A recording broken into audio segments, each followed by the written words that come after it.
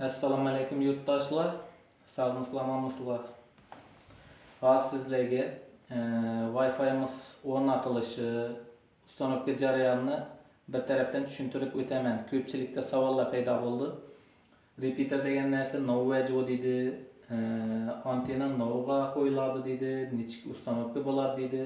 YouTube'da boshqa videolarim ham bor, lekin ko'pchilik tushunmayapti. Shuning uchun birinchidan hammasini tushuntirib o'tamiz. Avvalambor bu antennamiz shifrning ustiga qo'yiladi. Svyoz pes, antenna umuman chiqmaydigan yerlardan shu antennamiz yordamida svyoz tutadi Wi-Fi'miz. Ko'pchilik musofirda yuribdi, uyi bilan gaplasha olmaydi, yo kabelli internet o'tmagan uyini. Shu Wi-Fi'miz yordamida xudo xolasa o'zlarimiz borib, ustanovkasi hamma narsasi ichida o'rnatib beramiz. Hech qanday muammo bo'lmaydi. Bu antennamiz shifrning eng ustiga qo'yiladi.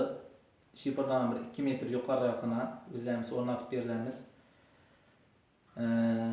Shu antennadan bu joyidan yana kabel tushadi. Patologni akkuratni teshib, tushirib, xudo xolasa o'rnatib beriladi. Yana kabel tushdi. Kabel tushib, Wi-Fi'miz shu yerga qatiriladi. Yana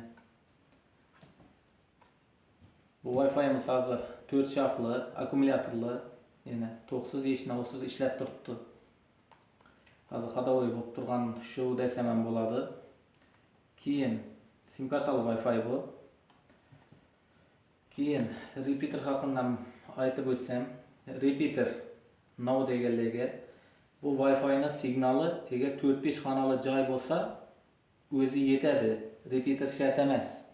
Agar joy katta bo'lib ketadigan bo'lsa, ya 25 metr, 30 metrlik joylar bo'lsa, repeater qo'yish to'g'ri keladi qo'yishga. Wi-Fi'ning tishi kamayib qolgan yerga buni qaysidir rozetkaga suqib qo'yasiz.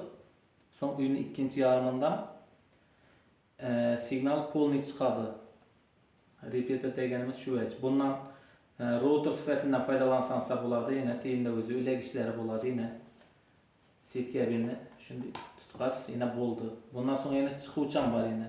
Yana birisini chiqarsa-da bo'ladi. Yana